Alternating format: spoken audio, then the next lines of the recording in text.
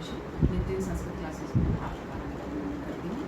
व्याकरण की श्रेणी में हम लोग संस्कृत व्याकरण कर रहे थे, इसमें हमने समास प्रकरण कर रहे थे और समास में हम लोग केवल समास कर चुके हैं और अव्ययभाव समास कर रहे हैं। तो उसकी जो कंडीशंस थी उसके हिसाब से ये चौथा उसका एपिसोड है, क्योंकि उसमें 16 कंडीशंस बताई थी महर्षि पाणिनि ने, ना तो हम लोगों ने 12 तो कर ली, आज 13 से शुरू कर दिया। आपने उस सबको कर लिया ना, अच्छी तरह एक बार देख लिया ना, अब फिर करें आज का दिन शुरू। चलिए,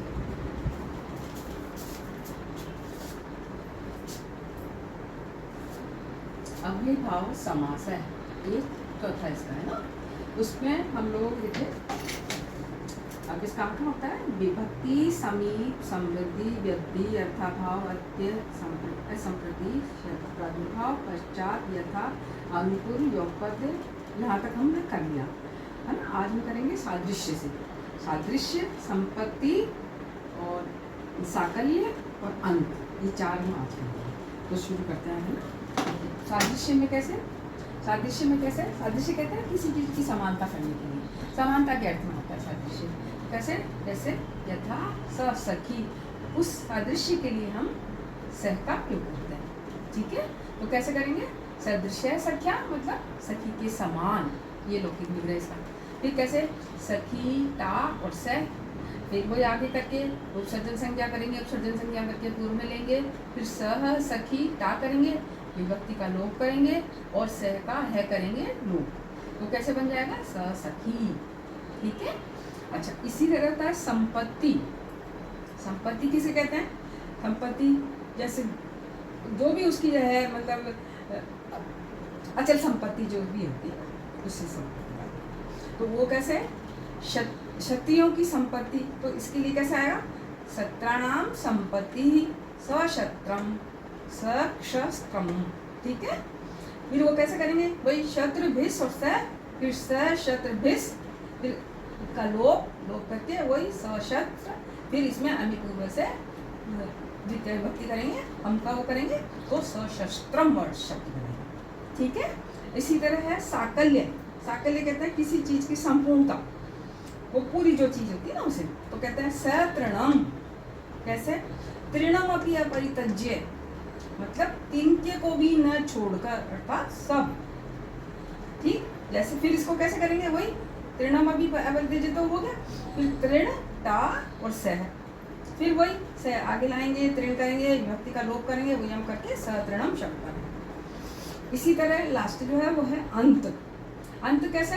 अग्नि ग्रंथ पर्यंतम, तक के लिए आपके जिसे कहते हैं ना इति, वो वाली चीज है अंत। किसी भी चीज के अंत जो है, तो ग्रंथम, अग्नि ग्रंथम पर्यंतम मतलब अग्निचयन ग्रंथ तक। ठीक है। अब इसमें कैसे? वही सह का प्रयोग करेंगे, सह, तो अग्नि अम और सह, फिर सह अग्नि अम, फिर सह और अग्नि बन गया। इस तरह से बन गया ना अलग अलग। अब ये क्या हुआ? इसमें अगर हम ये सवर्ण दीर्घ से करते हैं तो ये आ हो जाएगा, क्योंकि सह में है आ हो गया, है ना। तो साग्नि वर्ण बनता है। और इसी तरह से एक ए को दिखाने के हिसाब से सा, और ये इस तरह बीच में लगा देते हैं, स अग्नि, ये आधा ए कहलाता है, अर्ध है। ठीक है। ये हो गया अंत के लिए। अब ये इतने तो इसकी महर्षि पाणिनि की कंडीशंस थी।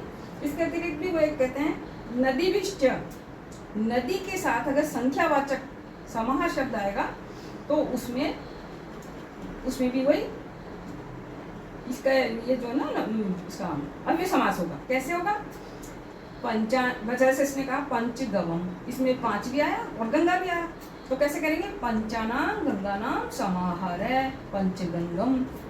अच्छा, अब ये कहते हैं फिर इसमें और द्विगु में क्या अंतर हुआ? द्विगु में तो ये है ना, द्विगु में संख्या बताते हैं, हम आपको आगे बताएंगे द्विगु समास, उसमें भी संख्या होता है, लेकिन उसमें नदी की कंडीशन नहीं होती। जैसे अष्टाध्यायी शब्द बनाएंगे, उसमें अष्टाध्याय थे ना उसमें, इसीलिए अष्टाध्यायी कहलाता है।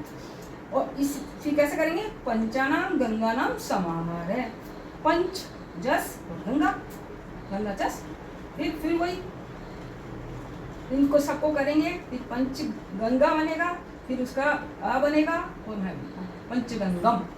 ठीक है। जैसे इसी तरह से क्या था?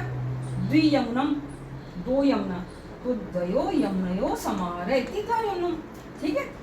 इसी इसमें उन्होंने एक कंडीशन बताई, मर्यादा अर्थ में जो होता है आ का प्रयोग करते हैं, आ अव्यय आता है।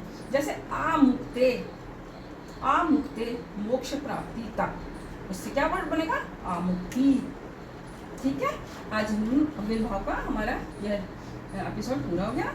और इसके अब आज इसलिए आपने सारी कंडीशंस की देख ली 16। अब आगे हम लोग करेंगे तत्पुरुष समास। आज के लिए इतना काफी। नमस्कार।